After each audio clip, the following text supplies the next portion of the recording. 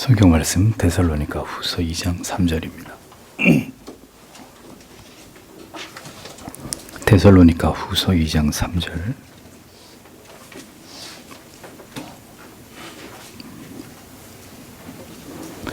같이 읽겠습니다. 누가 아무렇게 하여도 너희가 미혹하지 말라. 먼저 배도하는 일이 있고 저 불법의 사람 곧 멸망의 아들이 나타나기 전에는 이르지 아니하리니. 네. 오늘은 목자들의 타락과 공의회의 부패, 오왕에서 신앙과 공의회도 성경의 표준에서 벗어나 타락할 수 있으며 또한 모든 공의회에는 인간적인 연약함이 상존한 8항에서 11항까지를 해설하도록 하겠습니다. 5항 목자들을 분별해야 함.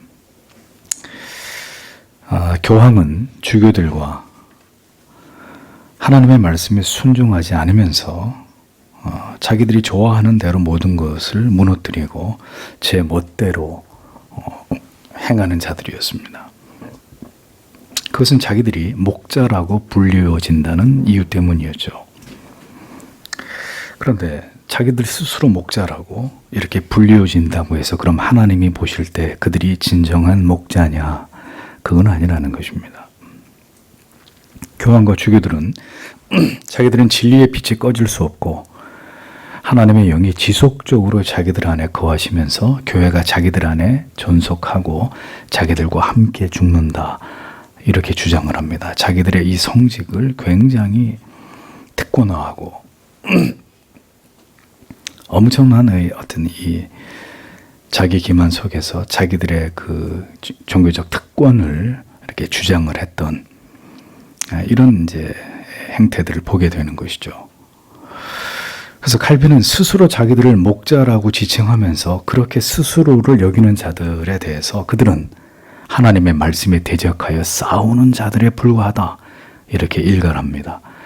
그러면서 스가랴 11장 17절에 화 있을진저 양떼를 버린 못된 목자여 칼이 그 팔에 우편 눈에 임하리니 그 팔이 아주 마르고 그 우편 눈이 아주 어두우리라. 두려운 하나님의 저주가 그릇된 목자들에게 임할 수 있다는 사실에 대해서 경고하고 있는 이 말씀을 인용을 합니다.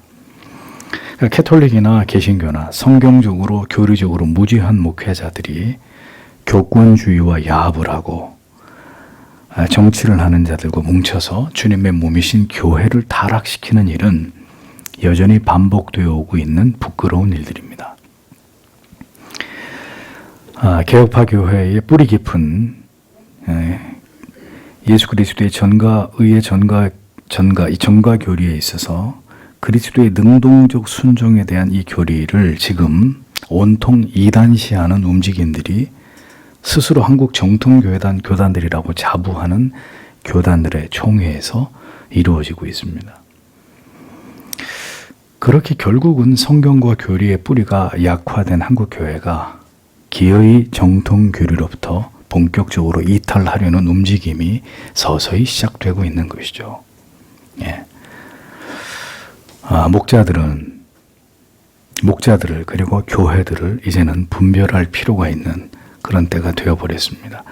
그리고 여러분들도 이제 이 진리 전쟁의 한복판에 서셔서 우리가 믿고 있는 것이 도대체 무엇인지를 올바르고 정확하게 분별하고 이해하셔야만 합니다.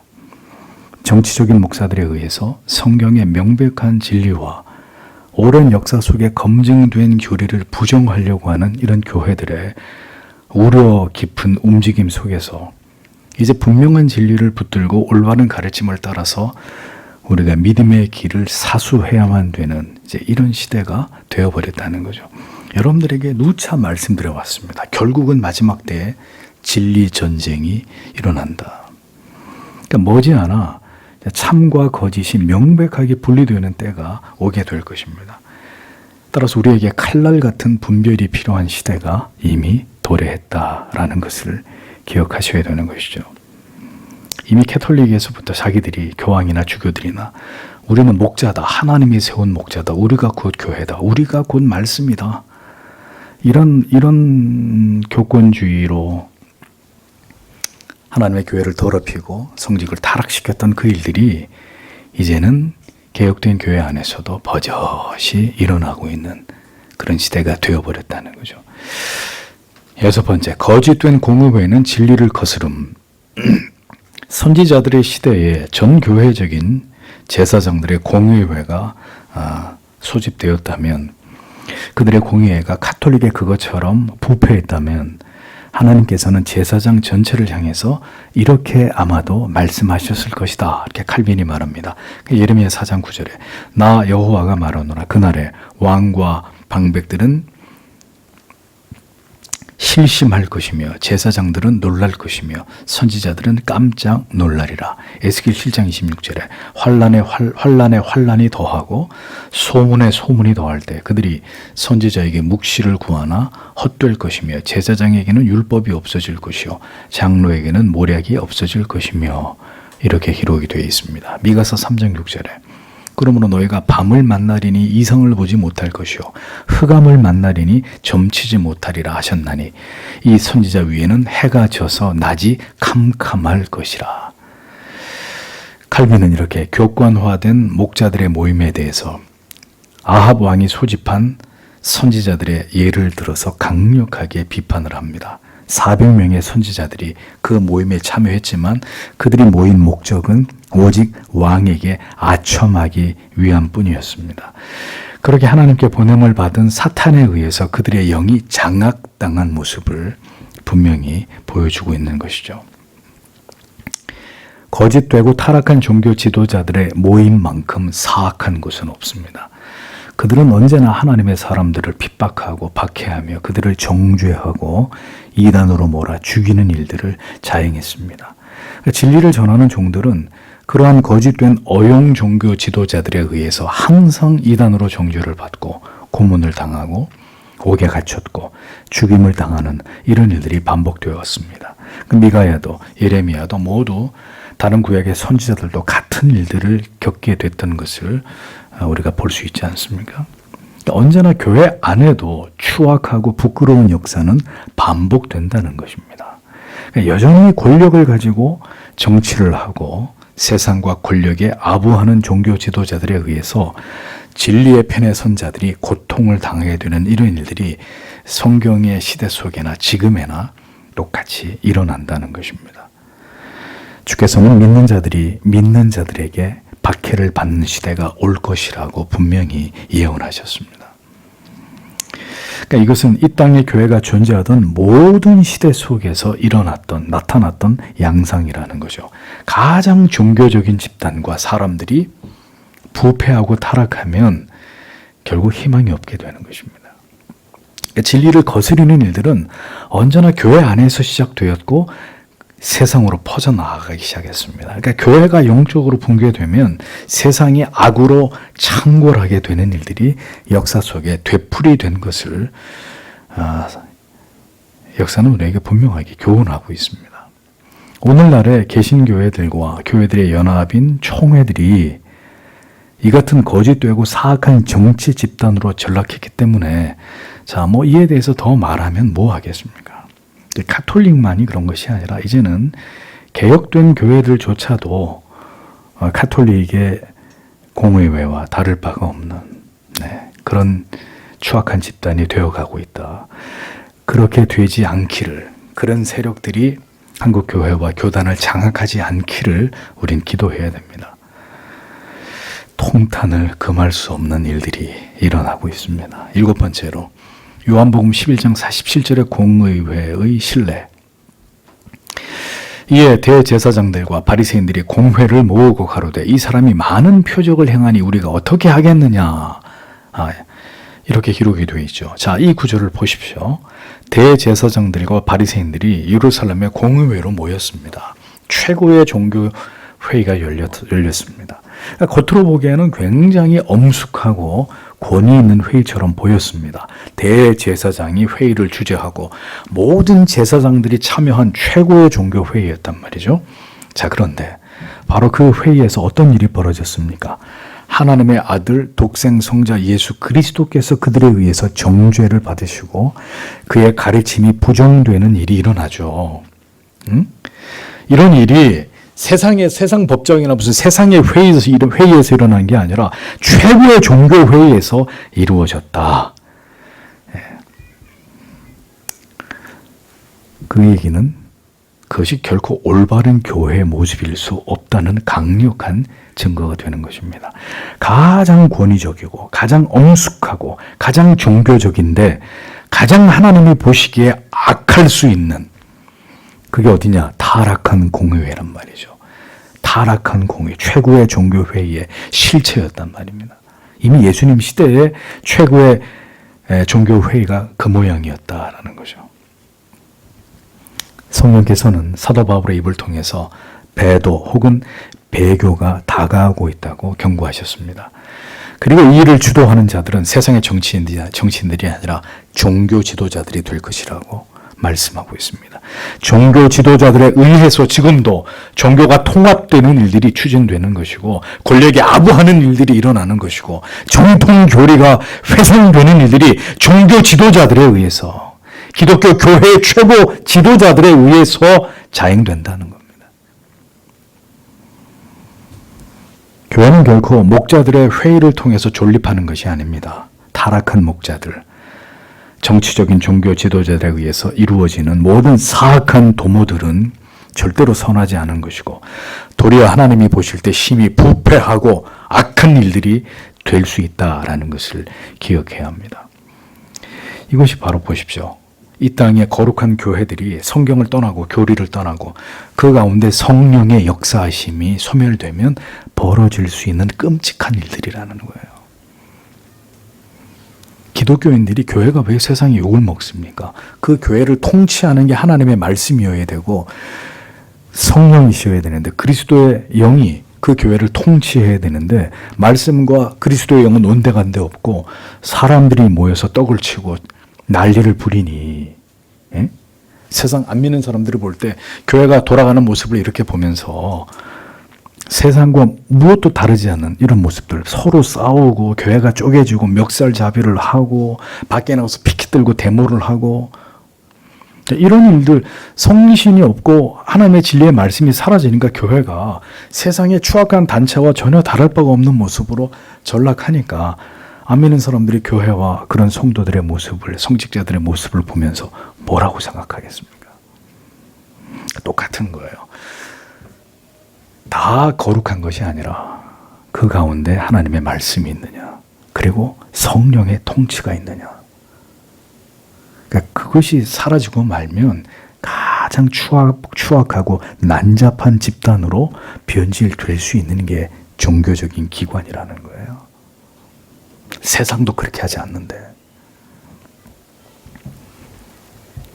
성경이 거짓된 선지자, 사도, 교사에 대해서 경고하고 있으니 우리도 마땅히 이에 대해서 조심하고 경계하는 것이 마땅하지 않겠습니까?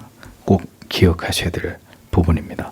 그 다음에 공의회도 성경의 표준에서 벗어나 타락할 수 있으며 또한 모든 공의회에는 인간적인 연약함이 상존한다. 자, 이 부분입니다. 8항을 볼까요? 공의회의 권위의 근거입니다. 계속 반복해서 얘기하고 있는데 자, 그럼 부정한 목사들에 의해서 만들어진 공의회이기에 모든 공의회를 부정하는 것이 공의회의 결정권을 깡그리 다 부정하는 게 그럼 바람직한 것이냐? 자, 이 문제에 대해서 칼빈은 뭐라고 답변합니까? 그렇지 않다고 얘기하는 거예요. 하나님의 신학자 칼빈을 볼 때 우리가 정말 이 부분을 주의해서 봐야 되는 게 분명히 칼빈이 얘기합니다. 교황주의자들 타락했고 그들이 하나님의 말씀을 변질시켰고 사악하다고 얘기합니다. 또 세상 정부도 하나님의 법과 통치를 따르지 않을 때 세상 정부도 잘못됐다고 얘기합니다. 근데 칼빈은 어디에서도 그러니까 우리가 그들을 타도하고 그들을 몰아내고 그것을 깡그리 부정해도 좋다고 어디에서도 말하지 않아요. 이게 이 하나님의 사람 칼빈이 가지고 있는 하나님의 주권을 부정하지 않는 신앙이에요. 그런 부정한 것들을 보게 하시는 하나님의 섭리가 있다는 거죠. 그러니까 부정하고 더럽냐? 깡그리 다 내쫓아버리고 다 때려 부셔버리고 그렇게 말씀하고 있지 않고 그러한 부정하고 사악한 권위를 세우신 것도 하나님의 뜻이고 하나님의 섭리가 있다는 것입니다. 그러니까 그런 권위와 질서를 깡그리 다 부정해도 좋다고 어디에서도 얘기하지 않아요. 그것이 분명히 잘못이라고는 얘기하지만 하나님이 그런 자들을 우리 앞에 세우신 그런 것들을 보게 하시는 하나님의 뜻을 캐치해서 우리가 그것을 붙들어야 된다. 칼빈은 분명히 이렇게 얘기한단 말입니다. 모든 공의회들을 정죄하고 그 결정사항과 법령도 완전히 무시하고 폐기해도 좋다고 말하는 것이 아니라고 그런 부언 설명을 합니다. 단지 어떤 공의회 법령이든 그 공의회가 어느 시기에 어떤 문제로 어떤 의도를 가지고 개최됐고 또 어떤 유의 사람들이 참석했는지를 살펴서 그 공의회가 성경의 표준에 근거해서 어떤 사안들을 다루는지를 면밀히 살펴야 한다는 것이죠. 그 공의회가 그렇게 성경에 의거한 법령과 결정을 내렸다면 그 공의회들은 정당한 위엄을 갖게 되고 그 공의회는 성경의 모든 표준과 그 권위 아래 복종하는 상태에 있게 되는 것이다. 이렇게 분명히 설명을 합니다. 그렇게 함으로써 우리는 역사 속에서 니케아, 콘스탄티노플, 제1차 에베소, 그 다음에 칼케톤 이런 모든 공의회가 초기 공의회들이 거룩한 것으로 받아들이고 높이고 기리고 그 결정들을 존중하는 그런 우리가 입장을 취하는 것이라는 거죠. 이 공의회들의 목적은 믿음의 가르침에 관하여 그 오류들을 제거하는 것이었기 때문이라는 거죠. 이 거룩한 공의회의 결정사항들은 오직 성경에 대한 순결하고 온전한 해명을 담은 것으로 교부들의 올바른 영적인 분별력으로 그러한 성경의 가르침을 적용하여서 당시 일어난 신앙의 원수들 모든 이단들의 주장들을 모두 무력화시키고 무너뜨린 그런 일들이 있었다는 것입니다.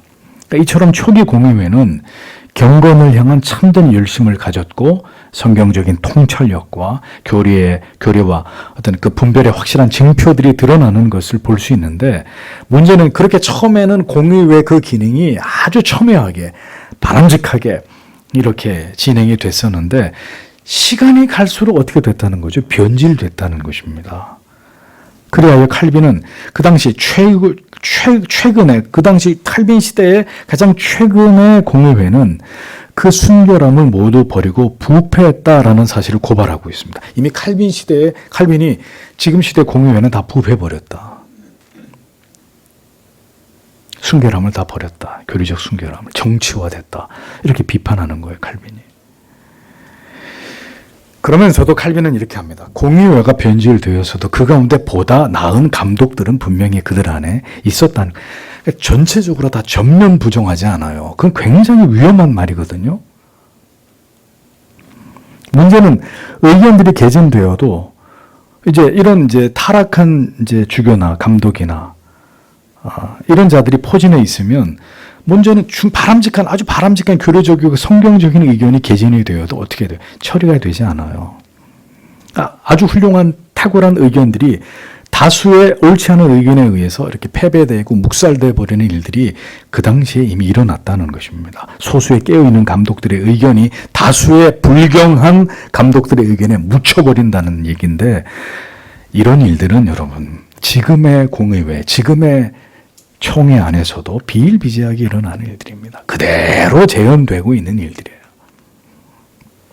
바른 말들은 묵살되고 다수의 그릇된 주장들이 득세하는 그것으로 결정이 나버리는.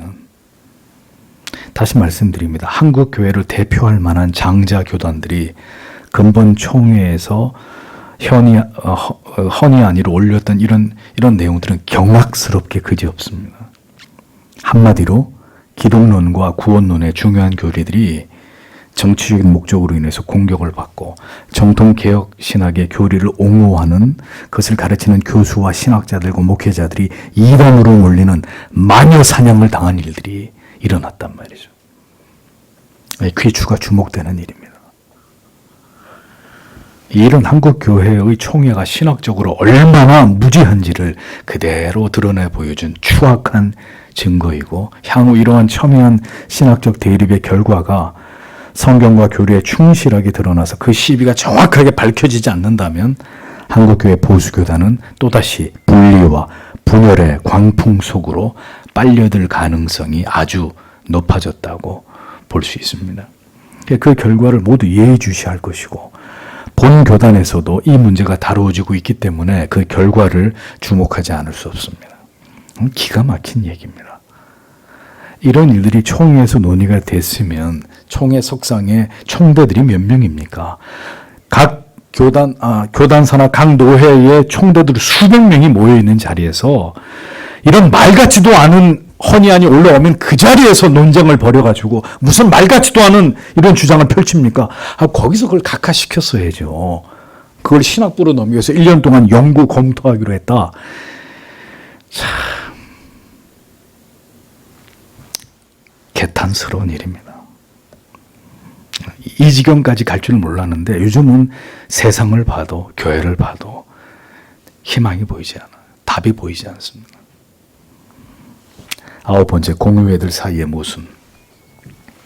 공의회들 사이에도 일치되지 않는 문제들이 종종 발생했다는 것입니다. 예를 들어서 어떤 총회의 결정은 어떤 신학적 사안에 대해서 이단적이라고 보는 결정을 내리기도 하고 어떤 총회는 그렇지 않다고도 주장하는 이런 일들이 그때나 지금이나 일어난다는 거죠.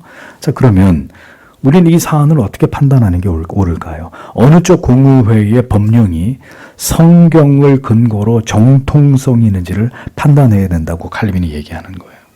그러니까 두말할 나위 없이 성경이야말로 유일하고 확실한 판단의 근거가 되기 때문입니다.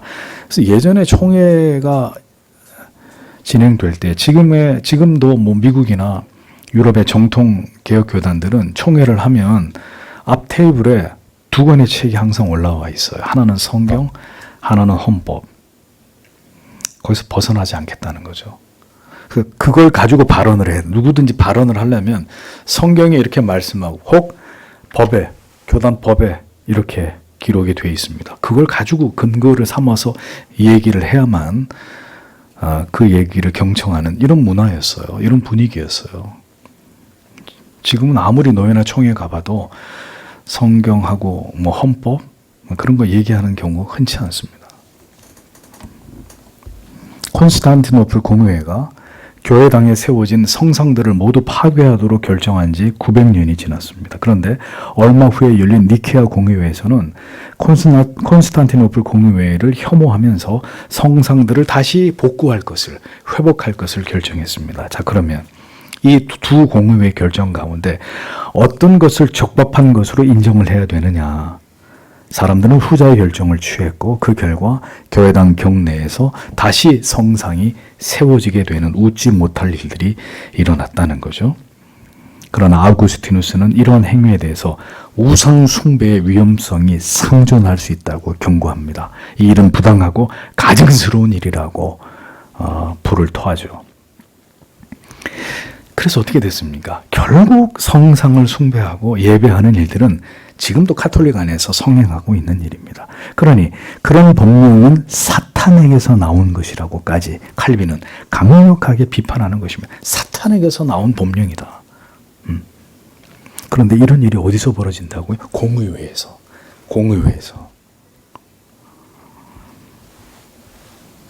어떤 공의회의 결정이든지 그것이 성경을 왜곡시키고 난도질하는 것이라면, 교리의 순수성을 파괴하는 것이라면, 성경의 가르침을 웃음거리로 만드는 것이라면 우리는 분명히 이것을 분별할 필요가 있습니다.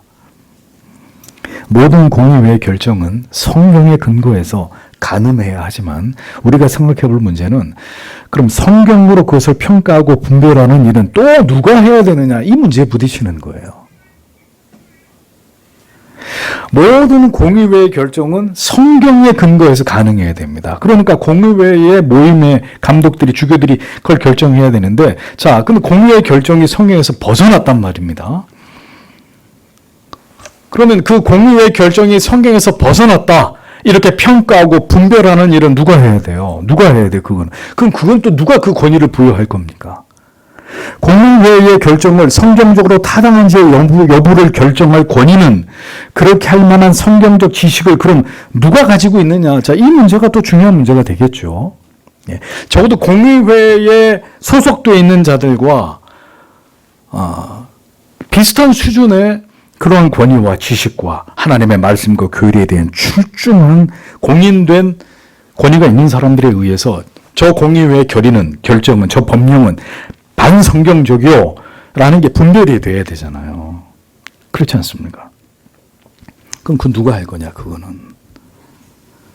공의회 결정이 옳고 그른지 역시 공의회 정도의 성경에 대한 지식을 판단할 역량을 가진 자들에 의해서 그게 내려져야 될 문제이지, 그게 개별적으로 그럼 성도가 판단할 수 있는 문제냐?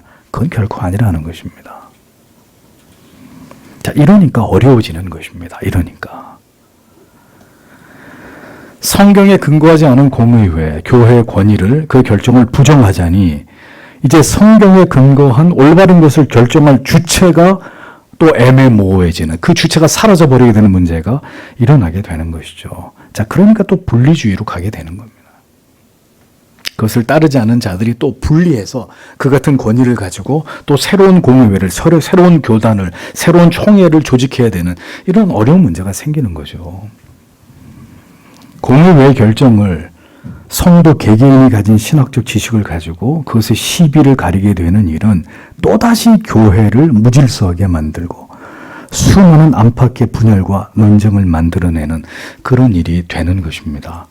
그래서 분리가 일어나는 거예요. 성경적으로 타당한 법령과 결정을 내리지 않는 공의회에 대항해서 성경적인 바른 결정을 요구하는 교회들과 목회자들이 어떻게 또다시 연합해서 새롭게 그 순수한 교리와 성경의 진리를, 그 가치를 지키기 위해서 또 다른 공의회, 또 다른 총회, 또 다른 교단을 만들 수밖에 없는 이런 일들이 일어나는 것입니다. 그래서 교단이 자꾸 만들어지는 거예요. 물론 그렇지 않은 불건전한 이유로 교단과 총회를 만들어지기도 하지만 이렇게 자꾸 변질되니까 또 분리해서 또 순수한 걸 지키고, 변질되면 또 분리해서 순수한 걸 지키고, 이런 일들이 일어나는 거죠. 교회 역사 속에서. 칼빈은 칼케톤 공의회 결정을 받아들이고 2차 에베소 공의회 결정을 이 같은 이유로 거부한 것이라고 설명을 합니다. 칼케톤이 정죄한 유티게스 2단을 2차 에베소 공의회가 인정한 거죠. 자, 이번에 몇몇 교단에서 정광훈 목사 이단적이다, 그래서 정광훈 목사와의 교류와 그 집회에 참석을 금했습니다. 자, 근데 어떤 교단은 또 같은 안건에 대해서 다른 입장을 취하겠죠. 예. 이단적이지 않다, 문제가 있지 않다, 이렇게 하겠죠.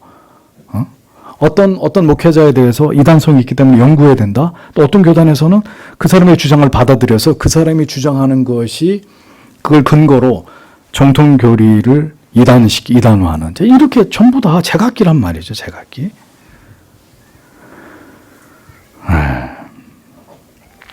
그러니 이제 칼빈이 이 유티케스를 이단으로 정죄했는데 에베소 공의회가 이단이 아니라고 이렇게 한 것에 대해서 얘기를 하는 것입니다.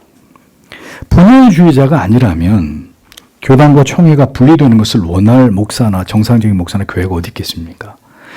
그러나 진리가 훼손되고 성경을 떠난 결정이 이루어진다면 결국 분리의 수순을 밟을 수밖에 없는 것이 현실적인 문제라는 거죠. 그래서 결국 가톨릭으로부터 프로테스탄트 교회가 분리될 수밖에 없게 된 것 아니겠습니까? 10번째, 공의회에서 범한 인간적인 과오들. 고대 순결한 공의회들에게도 역시 부족한 점이, 오류가 있었다는 것을 칼빈이 인정을 합니다. 전에도 말씀드렸지만 지상교회가 어떻게 완전해요? 그러니까 비교적 순결했던 고대 공의회 안에서도 현안을 처리하다가 다른 문제를 예견하지 못하기도 하고, 심각하게 중요한 문제에 매여가지고 그거 가지고 막 열띠게 논쟁하고 토론하다 보니까 더 중요한 문제들에 대해서는 미처 신경을 쓰지 못하게 되는 이런 일들이 일어나기도 하고, 때로는 기만을 당하기도 하고 지나치게 감정적으로 어떤 문제에 대해서 대립하기도 했던 이런 일들이 고대의 공의회 속에서도 일어났다는 거죠. 그래서 칼빈은 여기서 마지막 경우에 해당되는 예를 듭니다. 감정적으로 대립한 케이스입니다. 니케아 공의회에서 믿음의 주요 강령이 크게 위협을 받게 됩니다. 대적 이단 아리우스와 싸워야 될 이런 상황에 놓여 있었단 말이죠. 네. 아리우스의 이 이단적인 주장에 맞서 싸우기 위해서 그 반대 우리 진영의 사람들이 일치가 돼서 그 문제를 풀어나가야 되는데, 아리우스의 반대 진영에 정통 교리를 수호하려고 하는 이쪽 진영의 사람들 사이에 의견의 일치가 일어나지 못했다는 거죠. 내분이 일어난 거예요. 내분이. 아리우스와 싸워야 될 진영의 사람들이 서로를 비방하고 서로를 욕하는, 비방하는, 그리 난무하는 이런 일들이 생긴 거죠. 내부 총질을 하게 된 겁니다. 서로를 추악하게 비방하기 시작하면서 서로를 탄핵하는 이런 일들이 난무하고 내분이 가라앉을 줄 모르는 지경에 이르게 됐습니다. 결국 콘스탄티누스 황제가 중재에 나서고 그들의 무절제를 책망했단 말입니다.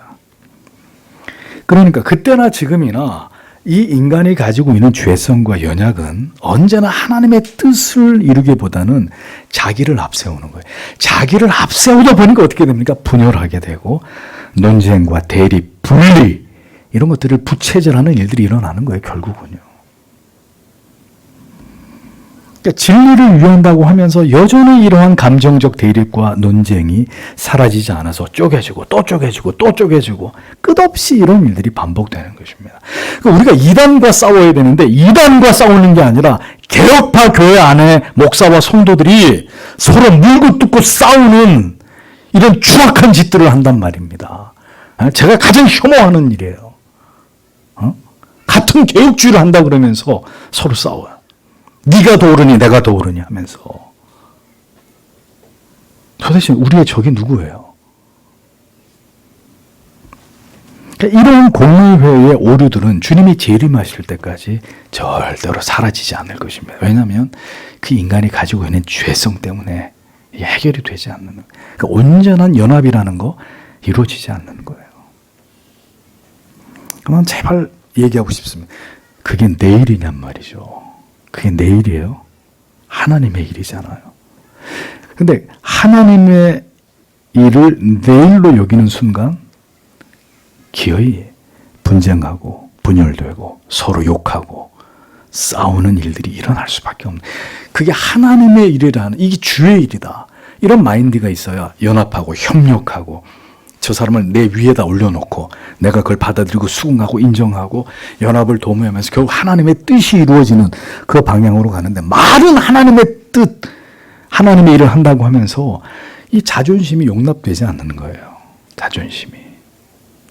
그런 사람들이 하나님의 일을 하면 끊임없는 이런 분열과 분리, 이런 오류 속에서 오히려 하나님의 영광을 가리는 일들이 사라지지 않는 것입니다. 정말 우리가 이런 부분에 하나님께서 우리를 고치시고 우리를 하나 되게 만드시는 이런 은혜를 구해야 되는 것입니다. 11번째, 공의회들의 인간적 연약함에 대한 바른 자세.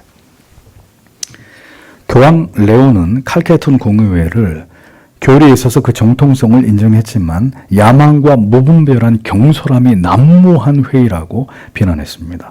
그 회의의 적법성을 부인하지는 않았지만 그 회의가 오류를 범할 수 있음을 공개적으로, 오류를 범할 수도 있음을 공개적으로 선언했습니다. 자, 그러니까 여러분, 모든 공의회의 결정은 카톨릭의 주장대로 모두 성령의 말씀이에요. 그러니까 교회의 결정은 무조건, 그게 뭐가 됐든 교회가 결정한 건 하나님의 뜻이야, 이렇게 말할 수 있느냐는 거죠. 그러니까 공의회는 무한한 권위를 가진 집단인가요? 예를 들면 총회가 결의하면 그게 다 하나님의 뜻이고 목사가 말하면 그게 다 하나님의 법이고, 자, 이렇게 가면 이제 이게 카톨릭화 되는 거란 말이죠. 그런데 우리가 그럼에도 불구하고 칼빈은 이 부분을 분명히 강조하는 것입니다.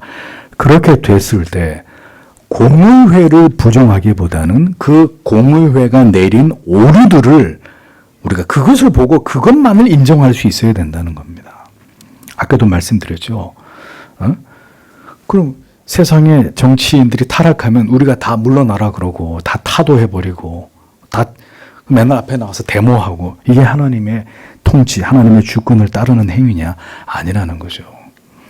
그것도 하나님의 통치와 하나님의 섭리의 나타남이라고 인정하고 그 속에서 하나님의 뜻을 찾아야 된다라는 거죠. 그러니까 성령께서 경건하고 거룩한 공의로 할지라도 무엇인가 인간적인 오류가 일어나도록 허용하심으로 우리로 하여금 사람에게 지나친 신뢰를 두지 않도록 하나님이 그렇게 역사하시는 것이다. 이게 칼빈의 해석이에요. 이 땅에 완전한 것이 없다는 거, 목회자든 어떤 영적인 권위든 어떤 공의회든 어떤 총회, 노회, 어떤 신학교, 어느 곳이든 인간적인 오류가 일어나는 것을 하나님이 허용하시고 그것을 하나님이 용납하시는 것은 어떤 사람이든 어떤 조직이든 어떤 단체든 그것이 우상화되지 않도록, 그것을 절대적으로 신뢰하는 일이 일어나지 않도록 하나님이 그렇게 주관하는 것이다. 이게 칼빈의 해석인 거예요. 그러므로 우리는 공회를 세우신 하나님의 권위를 인정하되 인간적인 오류가 일어날 수밖에 없는 공회 외의 불완전함조차도 하나님의 섭니다. 이걸 인정해야 되는 거예요. 어? 오류가 없는 사람이 어디 있어요? 오류가 없는 사람이 어디, 오류가 없는 교회나 이 땅에 어떤 기관이든 오류가 없는 곳이 어디 있어요? 그럼 다 썩었어 라고 말하는 게 하나님의 뜻을 따르는 사람의 입장이에요? 다 썩었다고. 옳은 데가 하나도 없어 라고 말하는 게 우리가 이 칼빈의 가르침을 존중하는 거예요? 왜 옳은 데가 하나도 없을까요? 칼빈이 얘기하잖아요. 어? 왜 올바른 곳이 하나도 없느냐? 왜 온전한 사람이 하나도 없느냐? 그것조차도 하나님의 섭니다. 그 불완전함 속에서 온전하신 하나님을 바라보고 그 하나님을 기대하고 그 하나님의 나라를 소망하게 하기 위한. 교회가 다 썩었기 때문에 무교회주의로 돌아서거나 성도들이 교회를, 공동체를 임의로 세울 수는 없는 것입니다. 그레고리우스처럼 공회가 온전하지 못하던 이유 때문에 어떤 공회에도 선한 결과를 보지 못한다고 극단적으로 공회의 모든 권위를 인정하지 않는 것은 올바른 일이 아니라고 칼빈이 얘기하잖아요. 모든 교회가 다 부패했다. 목회자들이 다 썩었기 때문에 우리가 대안이 되어야 된다. 이런 생각만큼 무지하고 어리석은 생각이, 교만이 없다는 것입니다. 하나님의 뜻은 아무것도 선한 것이 없는 세상에서 진리를 붙들고 우리도 선하지 않음을, 의롭지 않음을 인정하면서 하나님의 긍휼과 자비를, 그 하나님의 고치심을, 그 하나님의 회복케 하심을, 그 하나님의 수술하심을 구하는 것입니다. 다시 이 땅의 교회들을 고쳐주시고 올바른 목회자와 설교자들을 세워주셔서 진리가 다시 선포되도록 인내하면서 기도하는 것입니다. 질서와 권위를 허무는 것이 아니라 교회와 목회자들의 불완전함과 그 타락과 부패와 그 오류들은 그 모든 것을 다 무시하고 그대가 새로운 대안이 되어도 좋다는 그런 의미가 아니란 말이에요. 오직 하나님을 의지하고 하나님께서 이 모든 역사를 새롭게 하실 것이라는 것을 믿고 어떤 식의 하나님의 뜻이 펼쳐지든 그것이 하나님의 주권과 통치라는 것을 믿고 기도하라는 의미라는 것을 잊어서는 안 됩니다. 질서를 바로 세우기 위해서 또 다른 무질서를 만들고 권위를 바로 세우기 위해서 탈권위적인 일들을 행하는 것 그 자체가 역시 죄란 말이에요. 죄. 칼빈은 절대로 공회가 다 썩었다고 말하지 않았습니다. 성경을 통해서 칼날처럼 분별하되 그 인간적 오류와 연약함에 대해서 그것을 그렇게 허용하시는 하나님의 뜻과 섭리를 바라봤습니다. 여러분, 이것을 잊어버리면 안 돼요.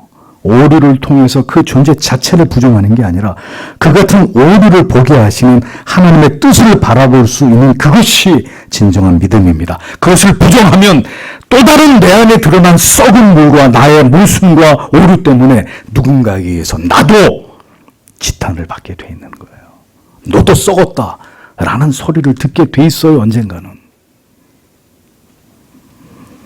온갖 무질서와 혼란이 난무한 시대에 하나님의 사람 칼빈이 우리에게 무엇을 당부하는지를 성도 여러분 부디 깊이 생각해 보셔야 합니다.